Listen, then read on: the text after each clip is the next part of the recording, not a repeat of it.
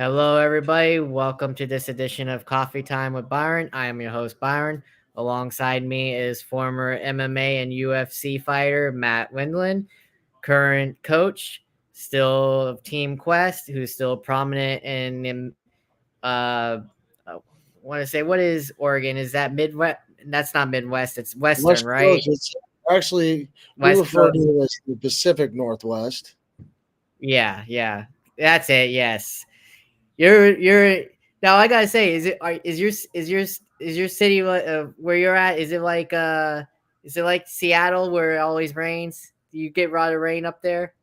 I live in one of the. I actually don't live in Portland. I live near the coast in a little town called Hmm. Astoria, in the first zip code west of the Rockies. Is where I'm currently living, but I'm up in Portland during the week running the gym, and it's Hmm. Friday. It's Friday afternoon, and I come back on Thursday evenings to my cabin and spend some time in the wilderness. I really have to connect with nature, or else if I'm in urban environments for too long, I get a little anxious. I don't blame you on that. I feel you on that. You gotta get away from people, right? I feel you. I feel you. The way the world's going nowadays. Right, So right behind me here, you'll see like maybe you'll see some deer pop up out of the woods, or who knows, maybe even an elk will right, pop who up. knows? You never know, right? So I got to ask you. Obviously, Team Quest has been a prominent gym for years. You took it over from you. It was started up by I know guys like Randy Couture, Dan Henderson, yourself, Nate Yeah. Corey, who I've had on. You've had a who's who of talent. Tell us about a little about that gym, the origin of it, how it came up, how it originated, how you guys brought it up, how take us through that whole process and all that origin. And you had a who, like I said, you've had a who's of fighters come out of that gym.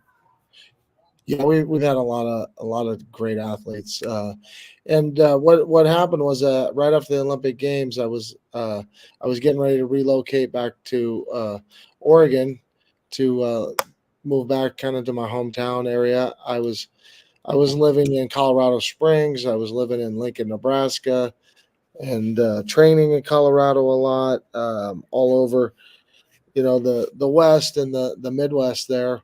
Um, but spending maybe 3 4 months a year in Europe competing, Mhm. training, um, trying to get on the podium at the Olympic Games. And once I accomplished that goal, I was really eager to move my family back to Oregon because I had two young children that we wanted to raise in more of a rural environment.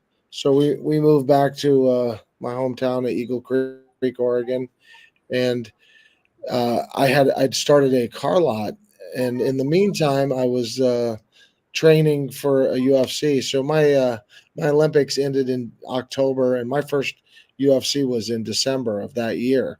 So Mhm. I wanted to get out with Randy and start training with him.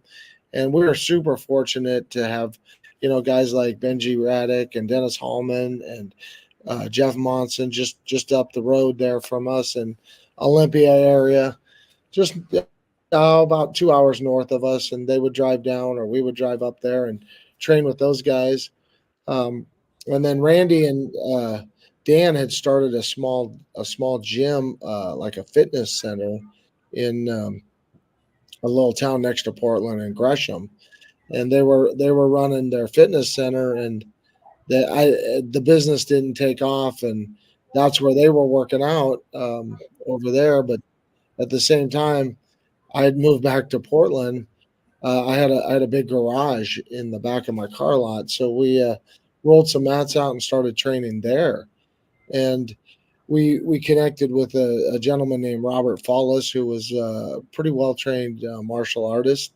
He was Mhm. very acquainted with the ground fighting and the grappling. So we brought him over to work with us as more of an instructor, and Robert did a great job helping us, prepare for fights. And in the meantime, we had a bunch of guys just started showing up and wanted to train with us. And Robert thought, hey, I think we could start running a business here and open a gym. And I was just looking to train because I had a business running a car lot, and we'd ran the gym in the back of the car lot for a few years until finally I decided that I didn't want to be in the car business and just wanted to focus on my fight career. And at the Mm. same time, we started teaching other athletes that were coming in, that wanted to learn martial arts, maybe some wrestling or some grappling, and we were starting to learn how to box and do stand up fighting. So we started sharing our knowledge of that as well. So, do you have like I still followed like before we got off the air. We kind of got into it before we got on air. So do you have? I know you obviously you're coaching now, still with that you took since you took over the gym. You're still training and all that. You took over. Do you have any fighters that or I know they're amateur, like you said. Do they have hopes? Have they been scouted by UFC? Do they go? Have they been scouted by any promotions yet? Do you I have don't know. any? I don't know if I have anybody at that level. I've got a young man that's a 20-year old, 7-1 as an amateur right now, and he wants to stay very active. He just won the local belt here in Oregon. Mm, Um, in the amateur scene, and he's I think his desire is to go pro. I mean, that's what I'm hearing. He was a Greco-Roman national champion at the under 20 age division, so pretty accomplished wrestler that decided that he would rather work and train and compete than go to college for wrestling. So I thought that transition was going to happen a lot earlier. I thought we would have seen a lot more high level, wrestlers that are coming out of high school make that transition. We're starting to see it, guys like Bo Nickel after college didn't make an Olympic team, made that transfer, and then he's a much higher level athlete than a lot of the wrestlers that have transferred over. And then I'm hearing rumors the guys like Carter Sarachi, is looking to maybe explore MMA, but I thought that would be a lot more prevalent than it has been. I personally, if MMA was around, I probably would have taken that route and started mm. fighting, rather than pursue the college wrestling route and then on to the Olympics. Yeah, I feel you on that. So this says you were trained under Renzo Gracie, one of the Gracies. Tell us about that whole Gracie tradition, because obviously we know the tradition of UFC. It was the Gracie's vision to get it started, and that's how it started. And back in '93, and it's still going strong to this day. What was training under Renzo Gracie like? And have you basically rendered his trainings onto your students? Oh, that's a great question. Actually, I've trained with Henzo on a few occasions, not a ton. How I got my how I got my black belt is kind of a interesting story because when I got when I never put on a gi till I finished competing in MMA, and Mm, then I started training jujitsu just to learn the art a little deeper, learn the sport. um, the jujitsu I used for fighting was very specific for fighting. It wasn't, gi required, mm, uh, and I wanted to learn the art, and so I started studying when I retired from fighting while I was still coaching, and then they wouldn't give me a blue belt, so they just said, "Hey, you're already a purple belt." And so I kept that purple belt for probably a decade or so, and then a gentleman here in Portland, Fabiano Scherner, was like, "Dude, you gotta have a brown belt," and he was a pretty highly ranked black belt in jujitsu. So I'd worn that brown belt for about 13 years while I was coaching the U.S. Olympic team. My training was always early in the morning. I'd go in and get a workout in every day before I led my program of my athletes. I was typically running two practices a day, or if I was traveling to Europe with a team or something, I wouldn't always get the opportunity to work out on a daily basis, but I would find a lot of gyms and stuff while I was traveling Europe. Jiu-jitsu has gotten a lot more popular in Eastern Europe and Central Europe, over in the Balkans, and in those regions that we were traveling in. Jiu-jitsu had gotten a lot more popular, so I would always be sure to take my gi with me. So if I, saw an opportunity to get some training in, and Mm, that was pretty frequent. But eventually, I was working out with a couple of Henzo's black belts, and that was in Atlanta, and they were like teasing me, telling me I wasn't a brown belt. I needed to get my black belt, and uh, so the next time I ended up training with those guys, I think they got a little more frustrated, because I put a gi on. The first time we trained was no gi, and the second time I put a gi on, and now they were just adamant that I had to get a black belt, and I knew that they trained with Henzo, and so and Henzo and I have been colleagues and friends for years. We've worked together. I've mm, competed against his guys. I've coached against his team. Um, we used to do the IFL league where he had a team, and I put together a team, and we competed against each other.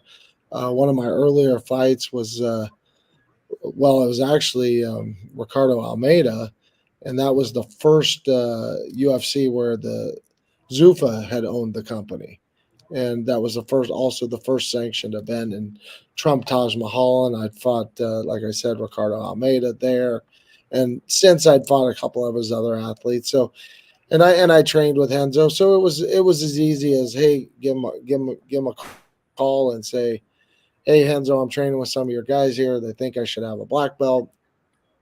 And he said, "You bet, buddy. Come on out to New York." And so I get out to New York, and everyone was kind of freaking out because Henzo was over in Brazil, and this was still during COVID going on, and he was working on some vaccination stuff with the mm. Brazilian government, and he was bringing some of that stuff over to the United States, and Henzo's gone. Henzo's gone. And it's amazing that you're in Manhattan, which is one of the largest cities in our country. And you could just be walking on the streets and somebody recognize you and go, "Hey, I know you're out here to see Henzo, but he's in Brazil." you know. So I'd heard this from three or four people, just randoms on the streets, and I was with, like I said, the couple of his black belts already, and um, they were getting concerned, and I said, "Well, shoot, I'll just text Tenzo and see what's up." And he said, "Yeah, classes at 11. I see you at 1, brother." And so I kind of translated that into, "Hey, I guess I'm running his class at 11, and he'll show up at 1 o'clock." And that's basically what happened. I ran a jujitsu class at the Enzo Gracie Academy, and 1 o'clock, Enzo popped his head in, and we did a belt promotion ceremony there. So that was the story of me getting a black belt in jujitsu. Now, I find that funny. Isn't that quite funny? I mean, that's how all you guys respect each other in the MMA world. You fight against each other, and then you want to get better, and then you guys train with each other. That's what I always loved about the MMA community. Well, It's all that's always been my philosophy. I would focus, my training camps. I would do at my gym. When I was preparing for competition, I would stay at my gym and put together, an 8-week training camp, and bring other athletes in. But work with the guys that there. I was home with my family. I didn't have to travel a lot. And then mhm, after fights, I would seek out opportunities to grow and learn and get better. And I mean, some of my coaches, Ricardo Laborio was one of my earlier coaches, and John Hackelman for my stand up and my striking. And yeah, I would just seek out everywhere. And like I said, I was close to Seattle. Matt Hume, Maurice Smith, were up there, Josh Barnett, and we would just get on the mats and share information, because I had a lot deeper understanding of the art of wrestling than a lot of these athletes. Yeah. Um, but there was, the submission parts, the positioning and the ground fighting is different in wrestling than it is jujitsu. It's okay to be on your back. You're not getting pinned. You can defend yourself from what we refer to as the guard positions. The open guard, the butterfly guards, the close. Um, so I just wanted to learn and grow.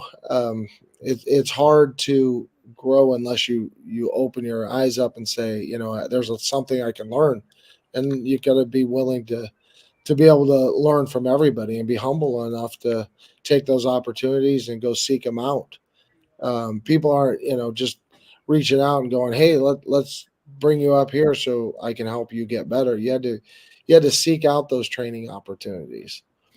And so I've always done that, even as an athlete before I was fighting in the UFC or any of the MMA organizations.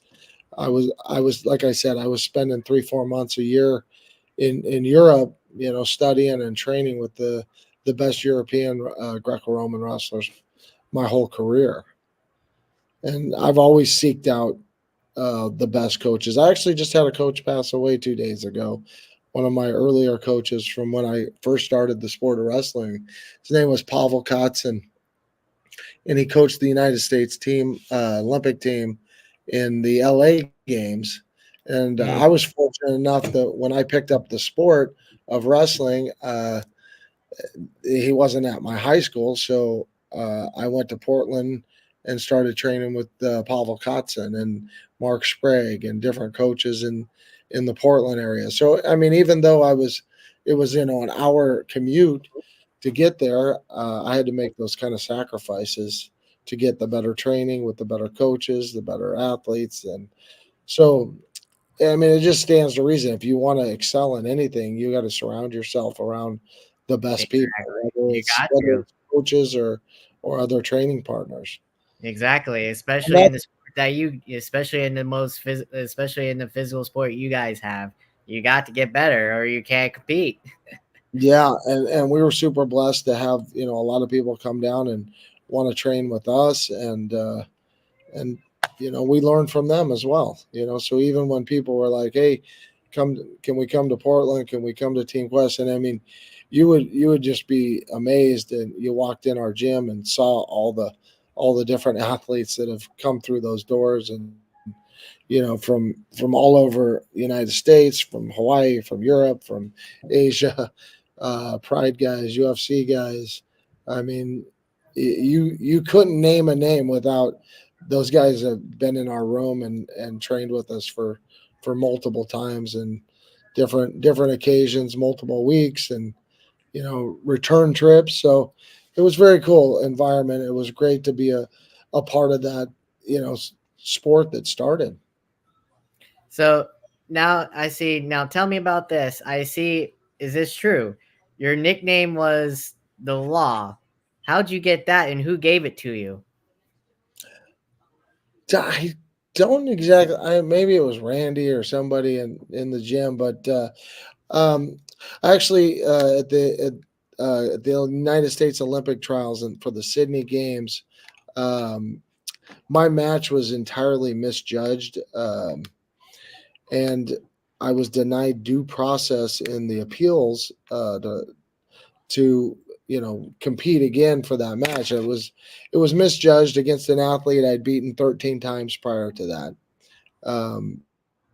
The match was misjudged, and I'd asked them to do a video review of the match, which was well within my rights, Hmm. to do a video review and at least look at the film and confirm, hey, I don't believe it was misjudged, or yes, it was misjudged, but it was so egregious and obvious that they chose not to review the film. So that tells you something, right? Um, and then they refused to review the film, which was part of the process. Now in our sport we have mat side reviews, so it's a lot more transparent. That if you want a review of a hold or a position or a scoring maneuver in the sport, they do it mat side right there, and they show it in the big screen for the whole arena to see, and then Mm. They either keep the score or they make the adjustment change, based on what they saw in the film. Well, in 2000, they didn't have that procedure, but for our Olympic trials, you did have a review, and it was through a committee that was going to review the matches and see if the judges were scoring the matches properly. And I was denied that process. And then so my next course of action was take my protest to the Greco-Roman Sport Committee, which had 13 members on it, and they took off 6 members that may have had bias. And nowhere in their bylaws or procedures was that a possibility. Um, they just felt that over half the committee would have voted in my favor, so they removed those committee members. So I didn't really get a fair hearing in front of my peers. Mm, So the final course of action was to go to an arbitrator, and I went to an arbitrator, and the arbitrator didn't know anything about wrestling, but he was very well acquainted with the law, mm, and he recognized that I was denied due process on multiple occasions, and that can't be. You can't go back and fix that. So he just ordered that the match would be re-wrestled, and so I ended up competing against the same athlete again. This, like I said, I'd beaten him 13 times in a row prior. mm. He got this one win based on kind of a wacky call in our sport. And so after the match was reordered by an arbitrator, and I beat the gentleman 9-1. Uh, they refused to put my name on the roster for the Olympic team. So I ended up having to go back to court, file an injunction with the Ninth Circuit Court of Appeals. And while I was doing that, they re-arbitrated the case, which arbitration, I don't know if you know anything about arbitration. It's once the two parties agree to arbitration, it's final and binding. There is no second arbitration. This is an unprecedented event. Yeah, you hear a lot of that in baseball. That's what that I hear. Yeah, I don't hear about it much in any other sports, but baseball you hear it a lot. Yeah, where sides can't agree on anything. So yeah, that's how I So, first heard about arbitration. so arbitration is supposed to be final and binding, Byron, and my organization that I represented was re-arbitrating that case while I was taking the the matter back to the Ninth Circuit Court of Appeals, saying you cannot re-arbitrate a case, and ultimately the judge ordered that they couldn't re-arbitrate the case, and that the final and binding arbitration, the match, they needed to put my name on the roster, and they refused to continue to do that. So we actually sent the case up to the United States Supreme Court, and they agreed with the arbiter for the Ninth Circuit. And then when I got to Sydney after a solid training camp in Australia for a couple of weeks, right after I walked in the opening ceremonies, the case was going to be opened up again in an international court. And ultimately, they ended up dropping the case because they couldn't really do that, and they could do it in Australia, but if they wanted to come back to the United States, they were going to have air marshals ready to pick them up at the airport for contempt of court. So ultimately, just fighting through the process of the legal system, I think I acquired the law because not too many people have a case that makes it to the United States Supreme Court. Right, right, So right. I mean, that was really ultimately the short version. The long version is probably an entire book, but that's for another time. But I think you got the gist of that, right? I did. I got the gist. So now tell me about this. Is this true? Uh, um, I don't really talk much about it because I think they're all crooked. I know you're not one of them, but tell me if this is true. You were on the Oregon Republican Party's House of Representatives. Is that true? I ran for a state house seat in 2008 in a very liberal state as it is. As a and that was the first time I had ever registered as a Republican. Mhm. I'm a very libertarian minded individual. I'm currently registered as a Republican again back in Oregon. But yeah, that was it was a very contentious, close race uh, that I ultimately lost on a 2 point margin with mail in voting. So yeah, I would say politics are fairly corrupt as it is. There's there was some questioning even back then if mail in voting was the appropriate way to do things. Um, I think we saw in 16 Yeah, that was problematic as well on a more national scalable level. Mail-in voting is problematic, because you don't really know what's happening with that stuff. Nobody's counting those votes. So, but yeah, I ultimately lost that state house seat, probably for the best. I would have just been voting no and getting outvoted every time. So no matter probably. what the bill Yeah. came up, I probably would have voted no. Um, I mean politics are very interesting. I would like to help our state get back to our roots and get back to a lot more freedom and autonomy in our state. But yeah, I mean, we could talk politics all day long about what's going on there. But yeah, I ran for a house seat. Maybe I would run again, and at some point, I'm in a different district, different county. Like I said, I live out at the coast. Is my permanent resident, but Mm, I'm in Portland during the week, and I don't drive back here. I don't drive out the coast because it's an hour and a half commute each way. So mm. I stay near. Well, I'm back in Eagle Creek, which is pretty close to Portland. And I see you also started your own clothing line. Do you still have it, or did you disband that? I did have a clothing line, and I still own all the intellectual properties with it and the trademarks. But distribution is very difficult. To really scale that business, it becomes hard. But yeah, I still sell some stuff here at our gyms, and um, but not really on a scalable level right now. Mm, So, but yeah, Dirty Boxer. I think was a style of fighting that was attributed to a lot to Team Quest and our gym. Was put a guy in a clinch and fight him like you're fighting in a phone booth and stay connected to your partner. And I think strategically, when you're not maybe as good a striker from the outside, but you're a better wrestler, I think that makes a lot more sense for our style of fighting.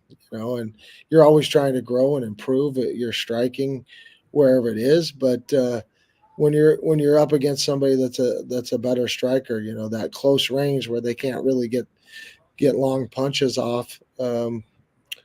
Was a good strategy, and I think it was a cool name, Dirty Boxer. oh yeah, without a doubt. You don't. Yeah, that is a cool name. Come on, without a doubt, you got that right. Um, let's see. So yeah, you got to say this. We got to it before we got on air. You're obviously an Olympic medalist. Tell us about that whole experience in the Olympic Games. Uh, did you have goosebumps uh, fighting for the country, or take us through that whole experience in the Olympic Games, being a Greco-Roman wrestler? Well, That's the real stuff. that it is pretty authentic for sure. It was the first style of wrestling in the Olympic Games. Wrestling and pancration were in the ancient games, and in the modern games, Greco-Roman was the first and only style of wrestling that was. They added freestyle later on, and in 2000. how was it, 8? I think they also added women's wrestling. But Yeah, I did. Yep. I would say my Olympic journey probably started a lot younger when I was an equestrian athlete, and I was training with a trainer that she was an Olympian on the 80 team, and it's really got me kind of inspired of, maybe going to the Olympics someday as an equestrian athlete. And then as I got a little older, my parents informed me that we didn't have enough money to for me to ride and continue competing and as an equestrian. So I needed to find a new sport, and Mm. I found wrestling. And as I got in there, like I said, my one of my early coaches was a coach for the '84 Olympic wrestling team, and he was very inspirational and kind of got me inspired to, make a push to compete in the Olympic Games and represent the United States. And as an athlete, you think you're going to accomplish your goals a lot faster than you do. I thought, hey, I'm going to graduate high school in '88. I bet you I can make that '92 team. And I wasn't even in the conversation. And then the '96 games were rolling around, and I finished third in that trials process that year. And then from that point on, I was the number one athlete in the United States from '97 through 2001 at my respective weight class um, in the United States. So I represented us at 4 world championships and 1 Olympic Games. And ultimately, my Olympic Games was my first medal. And I wrestled a gentleman from Russia in the finals, um, Murat Kardanov. And that was pretty exciting, to make it to the finals. And I competed well, but didn't quite get that gold medal match. It was a very very close fight. Uh, lost it on just a 2 point margin. So I gotta ask you now this about now we're getting into your mixed martial arts career. Um, like you said, you debuted with the UFC back when it was first starting out with Zuffa in Trump Plaza. I debuted with SEG, the prior owners. My Oh, second you did? my Okay. second fight was actually Fertitas and Dana White were at that first fight in Japan, um, looking to see if they wanted to buy the company then. And then Oh, okay. my Actually, next never mind. I should have known that because I got the UFC Fight Pass, so I should have known that. I've been looking at. I should have known that. I forget who your first fight was. I've been looking back at. Okay, now you say was you against were back then. a pretty experienced veteran, Yoji Anjo. I forget. Did you And, win that fight? I have to look back in the past. I have to look back in that archive yeah, again. I won that fight with referee stoppage from a mount position. Now, what do you remember about that time? Because you obviously transitioned from the that was like in a way from still the old transition of the old style MMA, and then you transformed into the new style of Yeah, MMA. exactly. You Yeah, which was harder for you to transition to, or was it not that hard of a transition at all? I would say it wasn't that hard of a transition necessarily. Um, UFC had we had the original UFC rules when I started, but they had Yeah, already added a couple you did. modifications. Yeah. But and I'd taken 3 fights in '97, but knowing that I wanted to continue down that path, but it was quite a distraction to be trying to split your time learning how to fight and uh, prepare for the biggest event in the world, the Olympic Games. Mm. So I took 3 fights. 2 of them were in the same evening, so it was it was they were really close together. Um, but ultimately, I decided I really couldn't pursue the fighting if I wanted to focus on making an Olympic team and getting a medal at the games. So I really put my fighting on a hold. And Jeff Blatnick, I don't know if you remember Jeff Yep, Blatnick. He was one of the I remember earlier him. God commentators. bless him. Yes, he was an Olympic medalist in Greco-Roman wrestling as well. I knew Jeff pretty well, and he was commentating at the Olympics. And I'd mentioned to him afterwards that, hey, I know you're still working with the UFC. Maybe you could give me a contact. I'd like to fight there. And like I said, ultimately 2 months later, I was fighting in the UFC. Um, and that was right when Zuffa bought it. And the next fight was with the Unified Rules, the first sanctioned event in the United States at Trump Taj Mahal, and that was against Ricardo Almeida. Yeah, he. Now that you mention it, Blacknick, I he was not only an announcer, but he kind of, if I remember correctly, going back through the archives, he said he said they kind of was making, he was running it to bring it back because he took it over before Dana and the new ownership, the Fertitas, took it over because he was Yeah, trying I to get. mean, Bob Marowitz was the owner at the time, but I'm sure they had a pretty skeleton staff. I'm sure they were all working and trying to grow it and build the business. And obviously, there was a business there that has turned out to be a pretty successful industry. No Entire offense, no offense to Joe Rogan, but Dana should have just kept Blatnick as an announcer. No offense to Joe Rogan, but I liked Blatnick as an announcer. I don't know if that was Blatnick's decision to leave, but he should have stayed Yeah, as I an don't I announcer. don't remember exactly. Did he ever work for Zuffa owners? I don't recall. No, he didn't. No, he didn't. Just as a judge, and that was later on in his career before he died. That was like in the late Okay. tens, 2010s. He became a judge, and that was it. Okay. Yeah, And so he was working for the commissions of whatever states at that yeah, time. yeah. Okay. Okay. Yeah. Yeah, New Jersey, I think it was. Yeah, New Jersey State Commission. So yeah, Yeah. he didn't work with Zufa at all. So, Okay.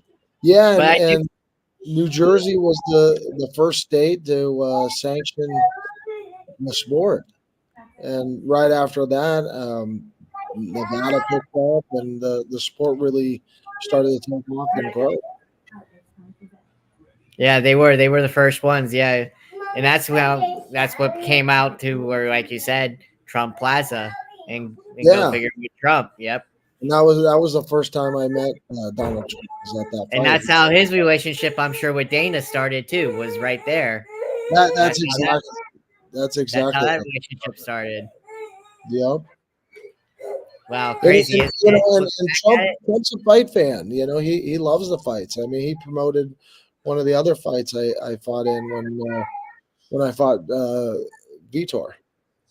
That's crazy looking back at it, isn't it? How that relationship started and how the UFC started from that end. Then and then he got interested in it, and then that's how Zuffa got big when that bigger arenas, because Trump Plaza was pretty big. I know it wasn't as big as the arenas now, but it was still pretty Yeah, big. And for you guys to have that crowd and sell out, I mean, that had to definitely help you guys a lot. and it was a sellout crowd. And I wish I knew the numbers there. I'm pretty good. I promoted quite a few events. I'm pretty good at picking. But I would say somewhere between 9 to 11,000 people. Yeah, You know, it was a so lot. Yeah. somewhere around there. It was a great audience. It was a fun event for sure. It was in Atlantic City, and it was quite a good experience. So now I gotta ask you, you're one of the very few that done this. One of you fighters I can say this. You fought in three different divisions throughout the years of the UFC in the transition period. What's that in a mindset and training? And does it take a toll out of your body going down in the divisions that you were? Because you were in three separate divisions during the Yeah, transition. but I walked around 185 pounds. I mean, that was maybe 190. Mhm. I didn't cut a lot of weight. I actually probably would have competed at 170 had they paid me better. I'd often tried to get that, get a fight against, Matt Hughes at that time at 170. I Hmm. tried to get that fight multiple occasions at 170. So I would have fought, four different divisions because that was a lot closer. I competed in the Olympic Games at 76 kilo, and that would have been 167. Hmm. So I could make that weight class. You see the fighters now are all cutting a lot of weight. I cut very little weight when I to compete at middleweight, and I could bulk up to 205, um, because I fought at 205 just to get fights. I really just wanted to stay active and compete. Now you said you wanted to fight Matt Hughes, and that never came to fruition. Why do you think that never happened? Why do you think? Did you think he was dogging you? What? No, I don't think he was dogging me at all. I absolutely don't. I think that the UFC had a business plan and they had certain guys at certain weights. I think they still do that they want to promote and give Hmm. them the best fights, the best opportunities. I mean, a while ago it was Conor McGregor, and at that, the times I was fighting, they would never let me compete against Rich Franklin when he was the title holder Hmm. uh, at 185. And I mean, I think stylistic wise, matchup wise, I don't think that would have been a good fight for him to compete against me. And I was actually, after I fought Joe Dirksen, I was guaranteed a fight against Rich, um, but that didn't go to fruition. I was released from my contract from Zuffa at that time. Hmm. So yeah, I mean I was released from my contract twice. They After the first time they offered me another fight and brought me back, re-signed me to a new contract, and then I was released again. Um, and then they tried to bring me back for a third time to do their uh, ridiculous reality show, and that wasn't The that Ultimate wasn't. Fighter. Yeah, yeah. I wasn't interested in doing that. I had a lot of athletes out of my gym that competed in those. Chris Lieben, Ed Herman, I think they were in the first one, They and were in the first one. Yeah, Nate Corey was in one doing the first something. one. Oh, He was in the was first he in one. the first one too? Yeah.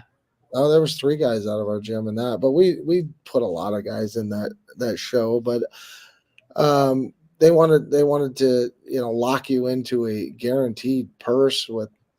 I mean, just the money back then. I had to make a living. I had two kids and a wife. I'm trying to make a living, doing a sport I love. But ultimately, it's not just the sport. I was trying to provide for my family. So you gotta compensate somebody fairly, and that wasn't happening. And there was a lot of smaller organizations that were paying way better than the UFC at that time. Hmm. Well, And you can't. the title, your job is a prize fighter, so Right. you got to fight for Right. the largest prizes you can get. Right. Well, you can't say you didn't have a chance to go at Matt Hughes because you went up against his teacher Pat Miletich at UFC 36 and you won by TKO. I I So I the did, chance was there. I just don't know why the UFC didn't want it, and, but and, like you and I said, did, and I did train with Matt and Pat when I went out to what is that, the Quad Cities out in Iowa. I went out there and trained with Pat for a couple weeks, couple different occasions.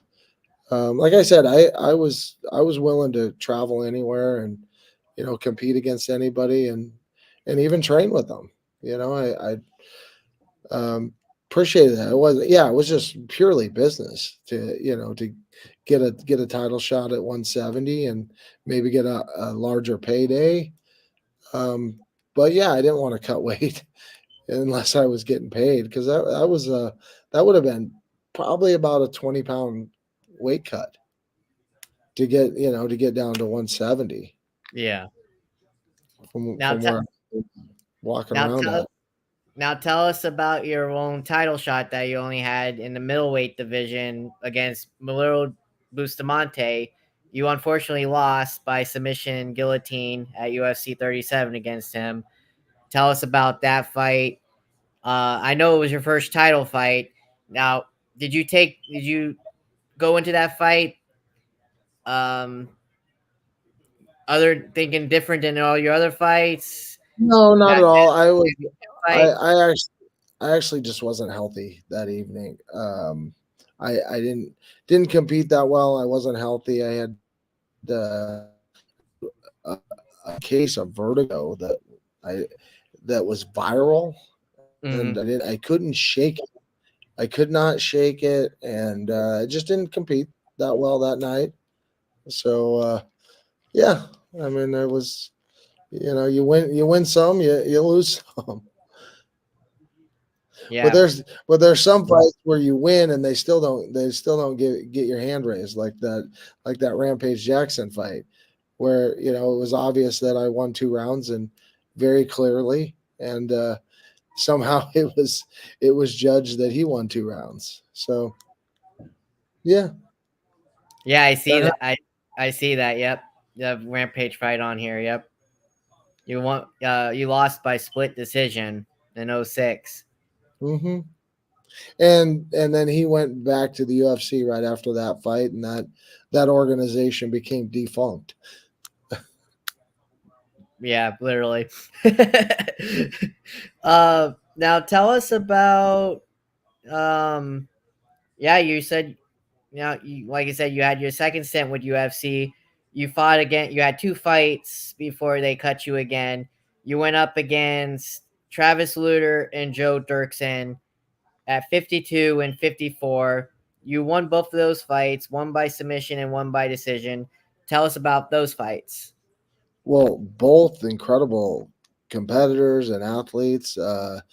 And Travis actually took that deal to go on that reality show, and he ended up winning that show, that season, or whatever they put it. Um, wow. Both. I mean, Travis, incredible jujitsu athlete. Mm. At one point, he had me fully mounted before before I got a sweep and got on top, and then he tried to reverse me again. And I ended up catching him with a choke slam and forced him to tap out. Um, I remember the fight against Joe. He was just a very athletic man, great competitor, um, very well rounded guy. He could fight on his feet. He could fight on the ground. I think that one went to a decision. Is that is that right? Yes. Yes. Yeah, You I won by think decision. it was a clear unanimous decision. I think I won all 3 rounds convincingly, but tough, scrappy dude, hard to finish. Very great competitor. And then from there on, like you said, it's a who's of fighters you went on. Like you said, Quentin Jackson was one. Mike Van Arsdale was another one. Jeremy Horn and Carlos Newton. Man, it's a who's who. The legend Fedor. Tell me about Fedor facing him. I mean, ultimate MMA legend who never UFC tried to get him for years and he just never.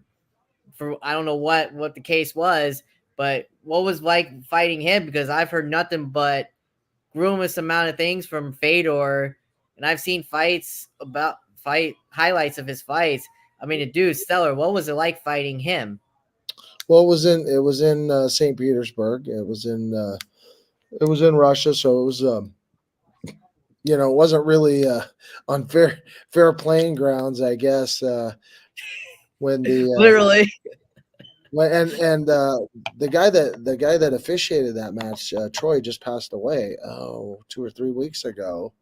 Um, but he actually had said after the fight, he was afraid to make the call when Fedor kept grabbing the ropes. There was 12 times where I tried to get him to the ground, on top.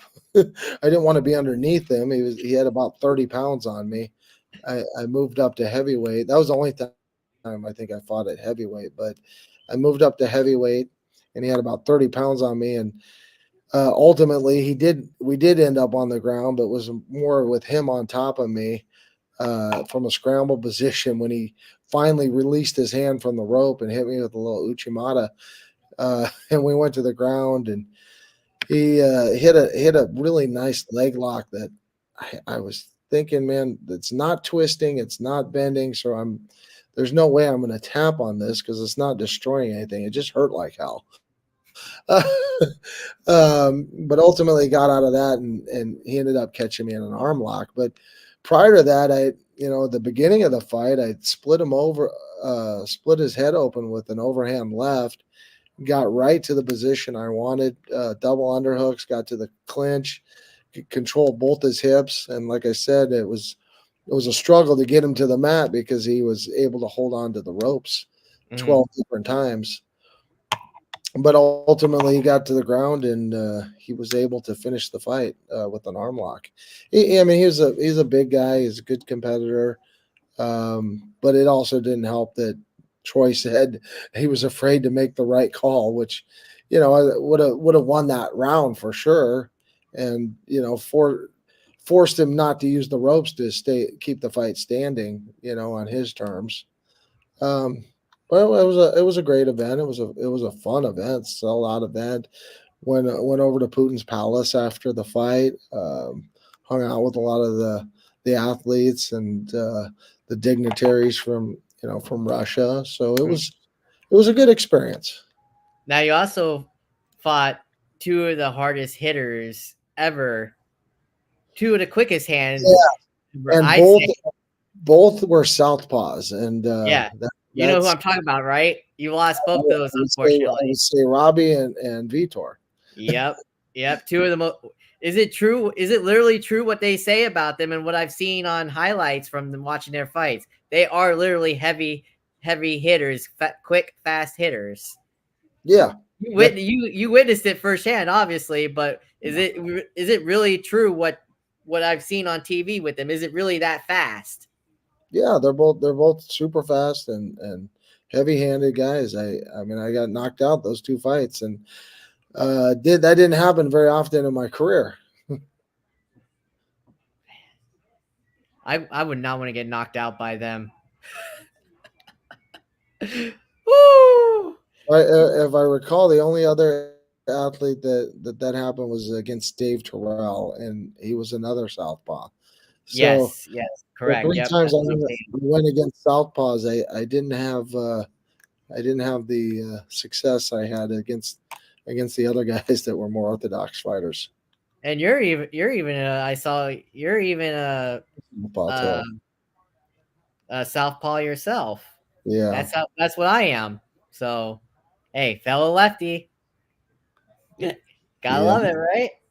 that's right. Um, so now since we got into your fights, I gotta ask you current topics. I'm sure you've heard about this. Um, the lawsuit going on between fellow fighters and Dana White and UFC. Do you think the I've heard a little bit. It's something Nate's involved in it. yeah, he is. Kung Lee. I don't know. Like I said. I mean, Do you think the fighters will ultimately get what they're looking for that they deserve? I mean, kind of I see it UFC does kind of not treat their fighters well. I no. mean, I don't. I mean, I can see why they would do that. I can see why I wouldn't want to do that because I've been in lawsuits and they take time, they take energy, right, they take right, just mental stuff that and I was fighting for what was right, and I think the athletes were not paid fairly, compared to what the organization was taking home. right, uh, and every time you make you try to get negotiate a higher payday, you get cut from your contract. So I mean, I can I can tell you that firsthand that they tried to hurt me with sponsors as well, and ultimately that was why the reasoning they say they released me the second time was because I had un unverified sponsors or not sanctioned sponsors. Mhm. But it's funny, they can have gambling sponsors on the canvas, but I couldn't be sponsored by a gambling company. I mean, yeah, it's pretty a lot of hypocrisy there, to tell you the truth, honestly. Because I mean, I I hate to say it. I mean, I agree with the fighters though. I mean, I get the UFC. It's an entertainment business, whatever, but Is it an entertainment business or is it a sport business? it's an entertainment business. The way Dana has made it turn out to be, There you pretty go. much. So that's what I think. I don't know about you, but that's what I think. I mean, he don't I think that's what it has evolved to. I think originally it was a sport. I think that was originally, yes, I think that was you get back at it. and I think that was how I looked at it as I was competing in a sport. But I did want to get compensated fairly. But I think it has turned more into an entertainment business.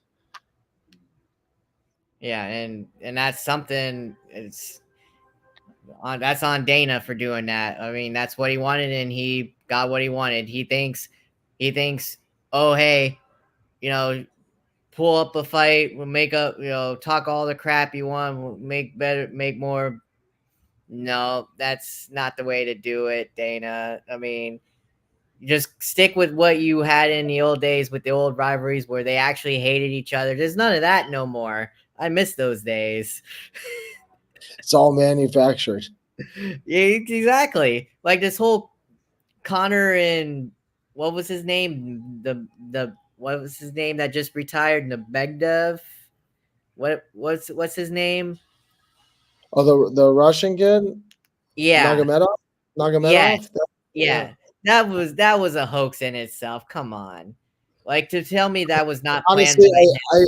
I gotta shoot you straight. I watch fights. I turn off the volume during the fights, and I enjoy the fight. And I don't follow it on the internet at all. So um, I've got way other pressing things that I want to accomplish in life than to follow entertainment. All the time. So Yeah. No, really. I I don't blame you. It's like that whole thing was a joke in itself because I mean, you can't mean to tell me he did not plan to go. I'm sure you heard about it. What he did backstage with the Megdev's bus, where he threw or whatever. I was doing That was a like a that was a hand trip through it. yeah. Yeah, That no, I mean, I remember seeing that. That was kind of big news. I mean, yeah, he hurt some people with some glass, and yeah. that was all manufactured. I'm sure. Right. I mean, like, come on, like for to spin that off like he actually did that on his own. No, he didn't. That was just a put on. Uh, that was just a put on to get more views. And for those I don't even think those fighters even got compensated. The ones that got hurt by Connor. I don't remember. I don't know, but I don't know how that turned out. The ones that actually did get hurt, I don't know if they got compensated or not. But I know they were on that card, and they weren't able to do that card because that happened on literally on a card. Was there more than one athlete that was injured that wasn't able to compete that evening? I think it was like 3 or 4 of the fighters. Oh my goodness, yeah. I Yeah, I, I remember that. That's been years ago, but yeah. But yeah, I agree with you. It's just I hate it. I I don't know what Dana's thinking. Like I I I agree he's with you. I just thinking, miss those days. how can he get richer? Right. It's sad to see, like, because like you said, I grew up watching it before it became like this, before it became like what it was, like what it is now. When you were in it, it was like literally It was literally fight. It was fight, fight, fight, fight, fight, real fights, not this put on entertainment BS that Dana's putting out now. This is why I mean, I still watch it, but it's hard to get into if you get what I'm trying to say. It's like hard to watch. It really is. Well, I like I said, I just appreciate the athletes. I mean, the sport has evolved. I mean, they've I'm got not better, denying that. Yes, it has evolved. Yes. bigger, better athletes now. Um, the competition has gotten really good. It has gotten really good. There's a lot of great athletes out there right now. Um, but I do think that I've got some athletes that could potentially if they really want to do this, that I have an athlete right now that's capable of making it to that level. But again, I mean, do you have to play this entertainer as much as you do an athlete? Right. I That's the don't key. know.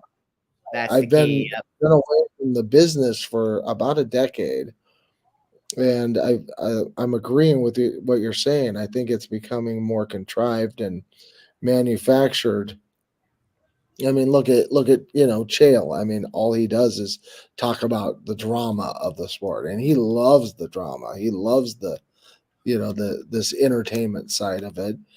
But he's always been a WWE fan as well. So Right.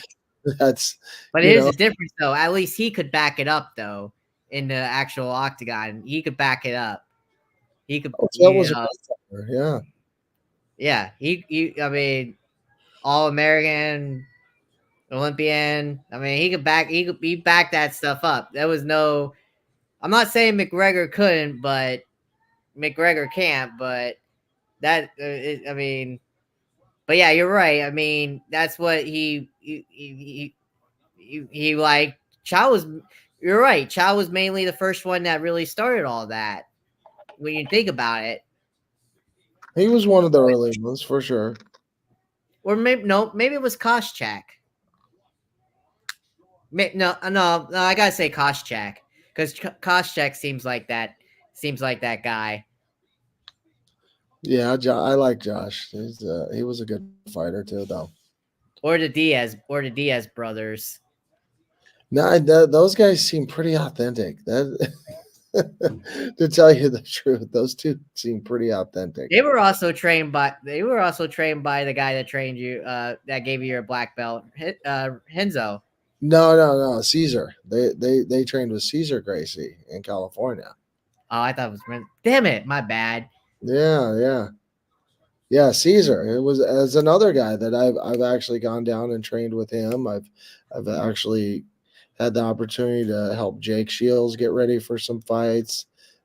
Gilbert. I've worked with Nate as well. Yeah, I mean I've spent a lot of time in a lot of different gyms with different athletes, and but yeah, all three of those guys I know well. So I gotta ask you then if Dana White, God forbid, I'm not saying he would, but if he asked you to do a commentator's role like Joe Rogan and all that area for one of the shows, would you do it? Oh, I don't know. Am I getting paid? Is this just so I can No, you would get get out? paid. You would get paid, but would you do it? I don't see why I wouldn't. I mean, it was the beef I have with Dana is it's just business. It's not. I mean, I don't know if that's somebody I would hang out with on and want to go have dinners with. I mean, I have had dinners with him, but as somebody that I want to spend a lot of time with, I don't know. I don't think that he is. But if it was if I was compensated fairly, would I? Sure. I don't see why not. Is it something you have ever thought about doing besides coaching or just coaching? Yeah, no, I never really thought about doing the commentator stuff, but the fact that you asked me, I mean, I would have no problem doing it. I think I can analyze a fight pretty well. So now I gotta ask you, up and coming fights. You said it yourself. You do like some of the talent up and growing. Uh, ke- Keep me up to speed because I've kind of lost. Like I said, I kind of uh, keep me up to speed because I've kind of lost interest in it. I haven't really kept up with it. Who's out there, and what fights are you looking forward to seeing that that are up and coming that you Shit, would like to see? I honestly, I've been probably watching a little more boxing. Bud Crawford's kind of been on a terror here recently, as Mhm. far as watching the boxing stuff. But I really, off the top of my head, can't can't even think of a, uh, who's, if you were talking, throwing out some names of some fighters, we could probably have some conversations about that. But to know who the up and coming guys are right now, I'm not following it that like that. If there's a fight on and somebody's got it or invites me over to watch a fight, I enjoy the sport. I don't know if I enjoy the business and the entertainment side of it like that, but I do appreciate the sport. I still watch and see what how the sport's evolving. Some of the new things that guys are working on. What I'm seeing a lot now is there's a lot less ground fighting. And if I was working with top athletes, I would focus a lot more on getting the athletes to the ground because everybody's so focused on stand up because they want to Mm. be entertaining, and they assume that punching and kicking are a lot more entertaining. And I think maybe some fans do appreciate that more. But we have boxing and we have kickboxing for those fans. No, they Uh, do, but that's how I say the drunken. That's when I say that's you're entertaining drunken idiots when you do that because that's all they want to see. The well, casual fans. the casuals, the drunken idiots, however you put it. Uh, That's but what they want to see. Yes, a but slugfest. I look at the sport differently. I look at it from more of a tactical, technical perspective, and what I'm seeing is a lot of guys want to stand up and keep the fight. They don't even go to the ground anymore. Um, our middleweight guy, what's the kid that's got the middleweight title? He's Sean. What's Oh, I Sean? know. I know who. Yeah, I know who you're talking about. Yes, I mean, I he's great on his feet, but I can't think of his name right now, but I know who you're talking But I about. haven't I haven't seen anybody, test him and put him on the mat and see where he's at, on the ground. Put that guy on his back and see what you're capable of doing. Strickland, thank you. Yes, that's it. Yeah. Yes, Yeah. yes. He's a great stand-up fighter. He's got good straight punches. He's very accurate. He connects a lot. Um, but I haven't seen anybody really say, hey, I'm going to come up with a game plan. I'm going to put this guy on the mat and change the game.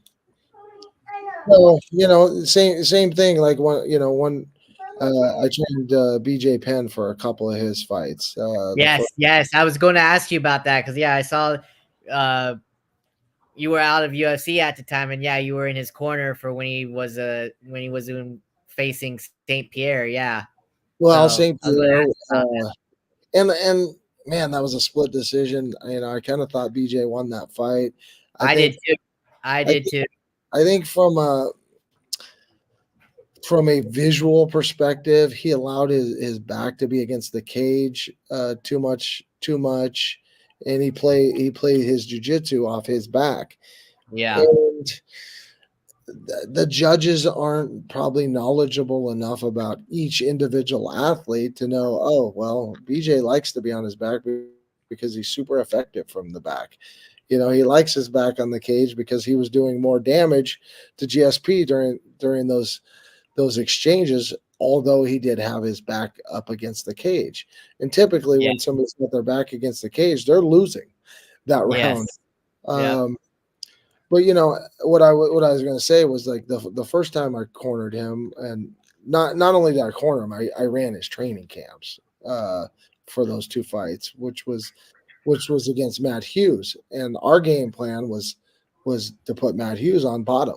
We ultimately ended up taking his back, but Matt was so dominant at picking guys apart and getting a takedown, getting Yes, on he top, was. controlling positions. And it was like, well, let's see how he does fighting off the back, fighting off the bottom. And so that was really more of the game plan for.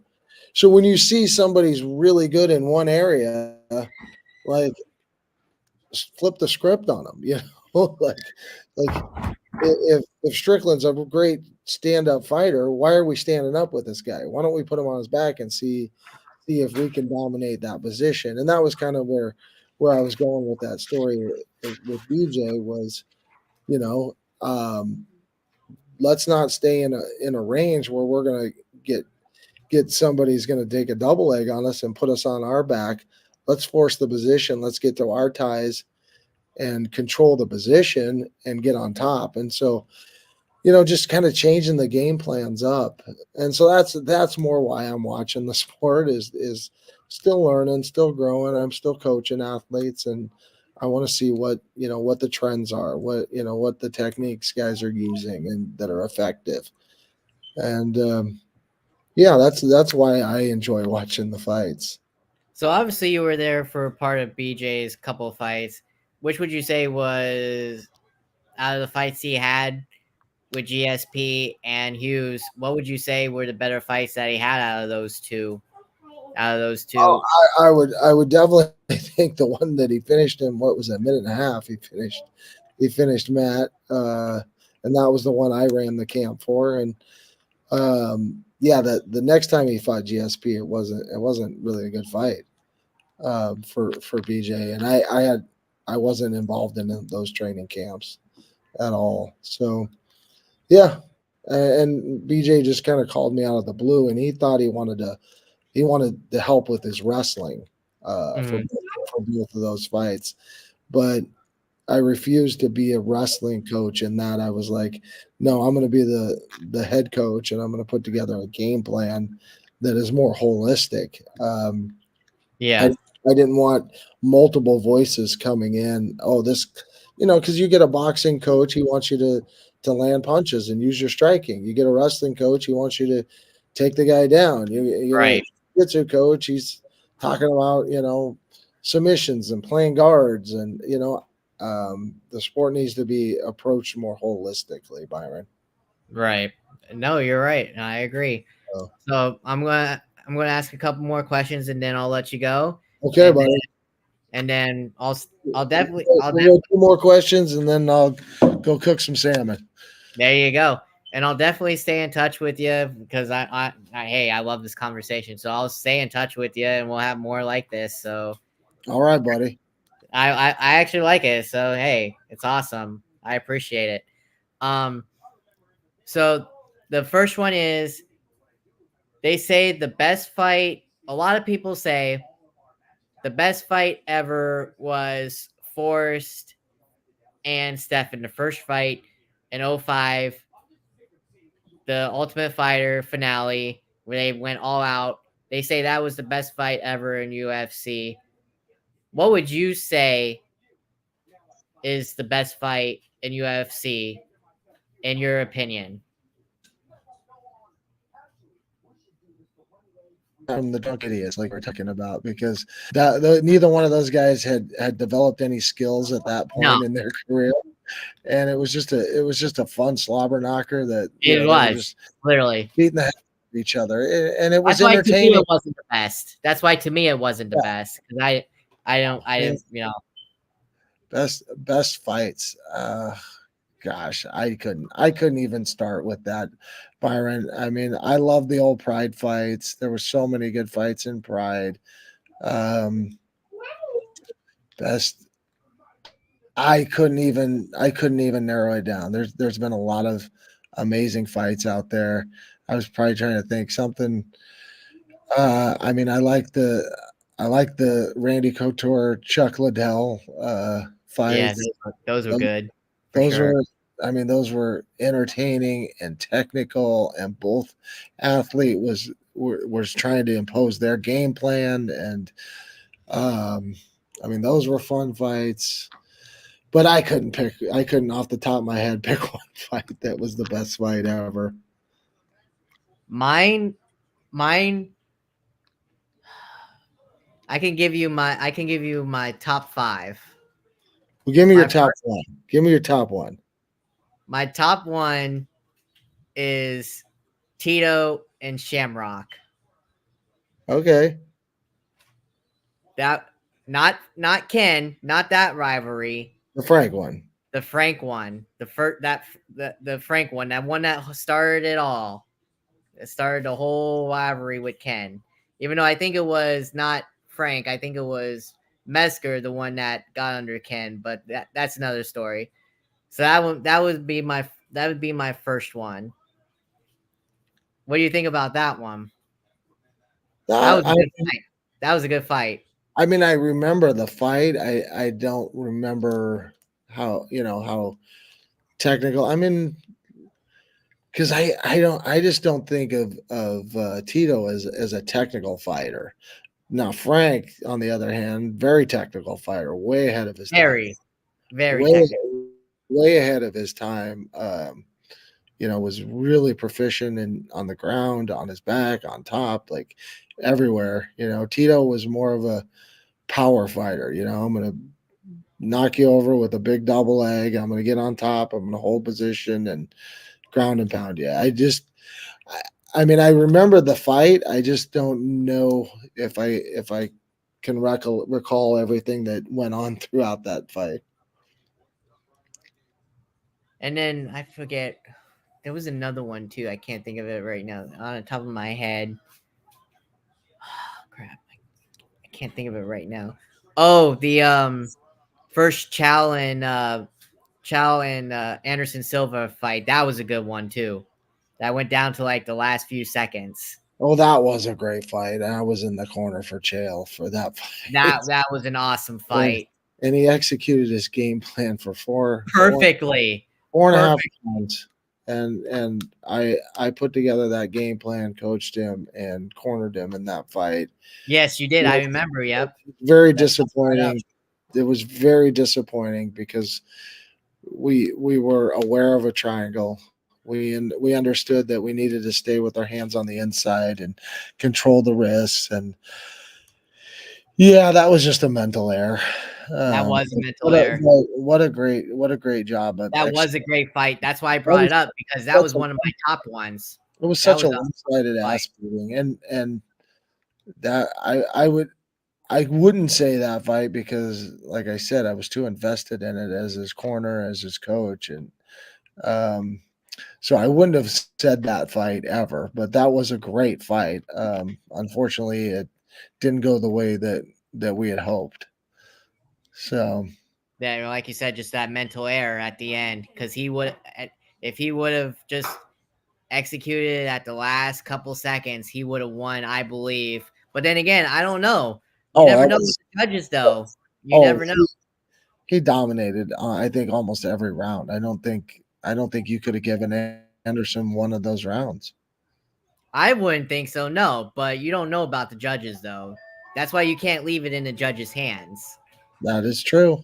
And Anderson didn't leave it in the judge's hands. He took it, took that away, and took the submission with the triangle choke. Yep. So Yep.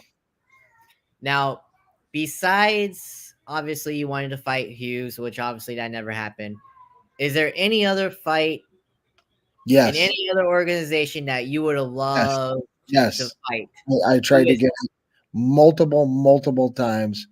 I wasn't in the UFC at the time. Was it it? Mhm. Sakuraba?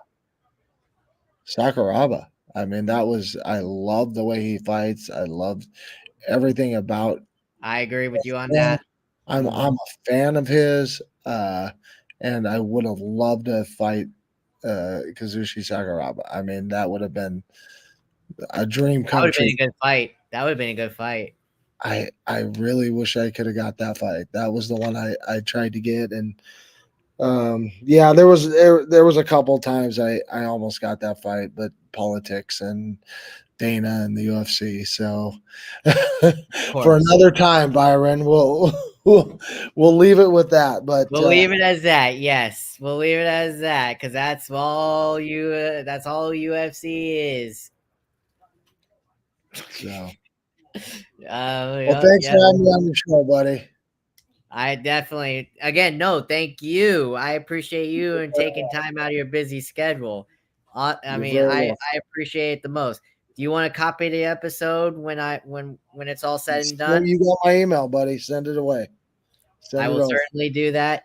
And hey, don't be afraid to don't be afraid. I'll do the same. I'll text you. I seriously enjoyed this conversation. I want to I mean, just your knowledge, your like your talk. I mean, everything. I just want to talk. I want. We got we basically what I'm trying to say is we got our information. I'll stay in touch with you for sure, and you do the You got same. it. You got it, buddy. And if you know anybody else that's interested, send them my way. I'm always looking for more interviews. Like if you still in contact with any other fighter that you're aware of, send them my way. I'd love to have them on. So I Okay. definitely appreciate it. I'll do that for you, brother. Awesome. All right. Thank you. Here we go. Bye. You have a good night and enjoy that salmon. All right. All right, buddy. Bye. Have a good night. Matt Lindland, everybody, former UFC fighter, former Strike Force fighter. You can list his name, an awesome fighter. I wish he would have won that title. He was a good fighter in his day. Team Quest had a numerous amount. Man, I miss that time in the UFC. I know I got to get back in it. I miss it, but he was one of the better fighters. But that concludes this episode. Hope you all have a good night. Take care. Enjoy.